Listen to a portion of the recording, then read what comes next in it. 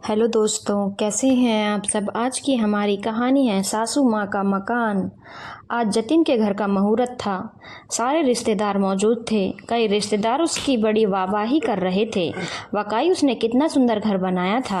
हालांकि था तो 60 गज में फैला हुआ छोटा सा घर, पर बहुत करीने से बनाया गया था। लेकिन साथ ही कुछ रिश्तेदार दबी जुबान से जतिन और उसकी पत्नी तान्या की बुराई भी कर रहे थे।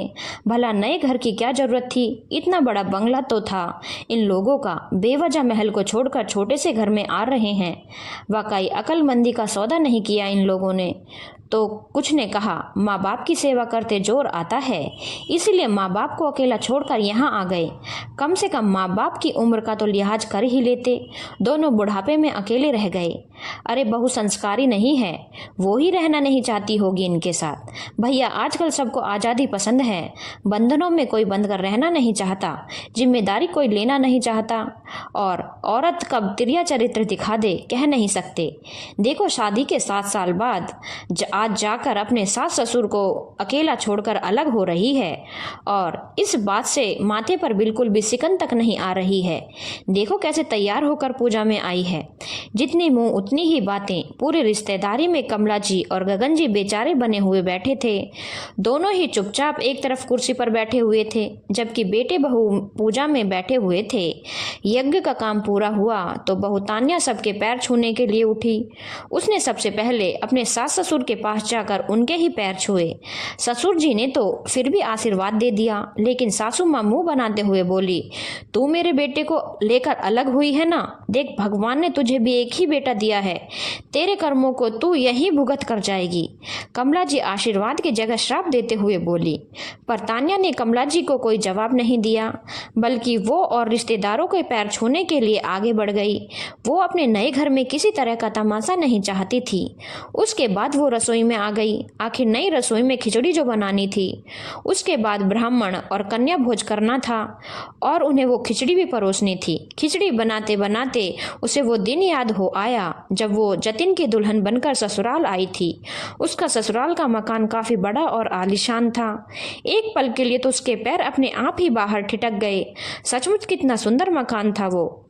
लेकिन वो मकान तो सिर्फ कमला जी और गगन जी का था। ये बात उसे बहुत जल्द ही समझ आ गई, क्योंकि वो अपनी मर्जी से वहाँ कुछ भी नहीं कर सकती थी। शादी के 4-5 दिन बाद ही उसने अपने कमरे की बेडशीट बदलकर रंगीन बेडशीट बिछा दी, जो वो अपने साथ ही लेकर आई थी। जब कमला जी ने ये देखा तो काफ़ी हंगामा कर दिया। आते ही अपनी मनमानी शुरू कर दी तुमने। ये मेरा घर है और मुझे मेरे घर में लाइट कलर्स ही पसंद हैं, इसलिए इस बेडशीट को अभी हटाओ यहाँ से। सासू माँ के इस रवैये से तान्या हैरान रह गई और उसने चुपचाप बेडशीट हटा दी। कभी रसोई की सफाई को लेकर तो कभी पर्दे बदलने को लेकर हर चीज़ में कमला जी तान्या को टोकती थी, और हर बार ये कहना नहीं भूलती थी कि ये मेरा घर है, यहाँ मेरी मर्जी से ही सब कुछ होगा। जतिन भी कमला जी के सामने कुछ ज़्यादा नहीं बोल पाता था। अभी तक तो तान्या अकेली ही थी, लेकिन बेटे गोलू के होने के बाद तो और ज़्यादा समस्या हो गई।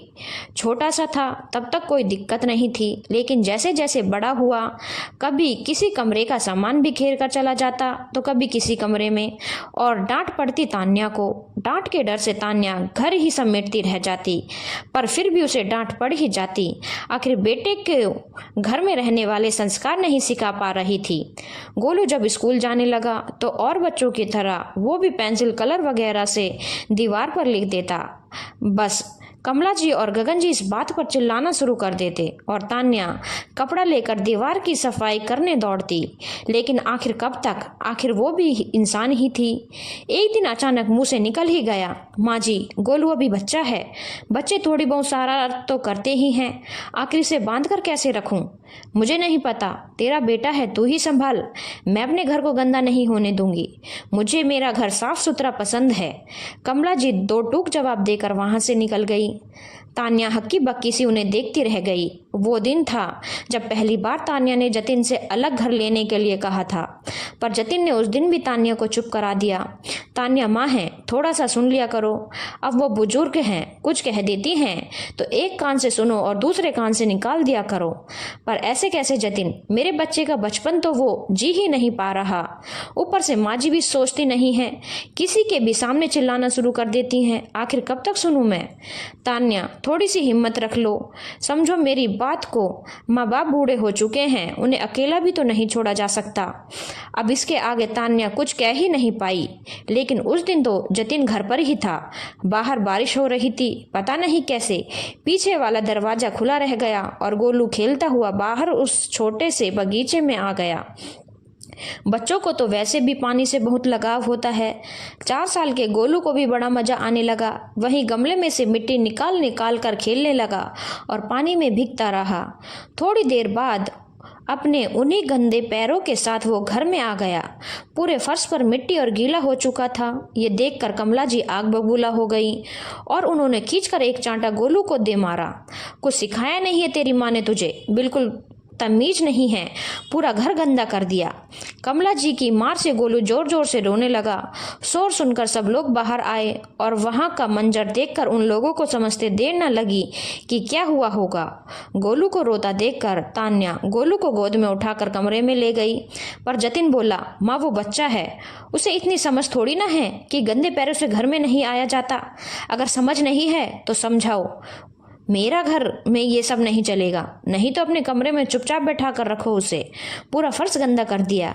अब उस महारानी से बोलो कि छोड़े उसे, पहले आकर फर्श साफ करे।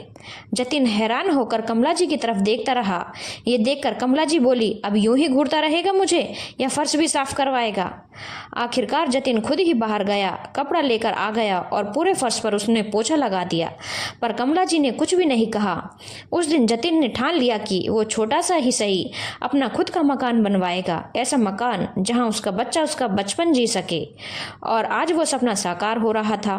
थोड़ी देर बाद ही भोजन का आयोजन किया गया। कुछ रिश्तेदार खाना खाकर और फिर एक बार तान्या और जतिन को बधाई देकर वहां से रवाना हो गए। अब घर में कुछ खास रिश्तेदार ही बचे थे। तान्या और जतिन उसके मायके वालों को विदा कर अंदर आए तो कमला जी खड़े होते हुए बोली, जतिन अब हम भी हमारे घर जाएंगे, तुम्हारा काम हो गया हो तो हमें यहाँ से निकलें। उसकी बात सुनकर जतिन और तान्या वहीं खड़े रह गए। जतिन ने कहा, माँ कहाँ जा रही हो? आज तो यहीं रुक जाओ, कल चले जाना। तब गगन जी बोले, नहीं बेटा, वहाँ पर कोई नहीं है और तुझे तो पता है कि आजकल घर सोना छोड़ना सही नहीं होता, इसलिए तू कैब बुक कर दे, हम लोग अभी रवाना हो जाएंगे। और वैसे भी यहाँ रुककर क्या करेंगे? अगर तुम्हें सेवा ही करनी होती तो उसी घर में कर चुके होते, ये नए घर का तमाशा नहीं करते। कमला जी तान्या की तरफ देखकर ताना मारते हुए बोली।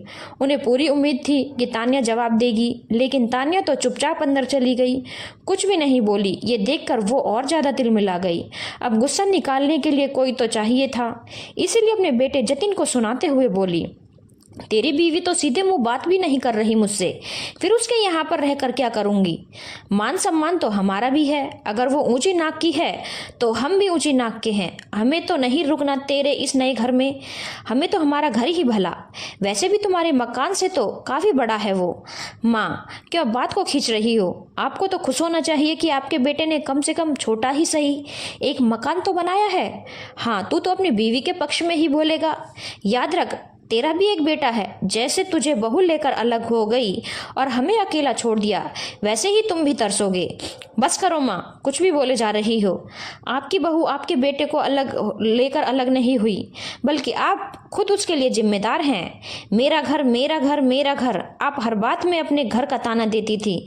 उस घर में हम अपनी मर्जी से कुछ कर भी नहीं सकते थे, यहाँ तक कि मेरा बच्चा वहाँ आज़ादी से खेल नहीं सकता था।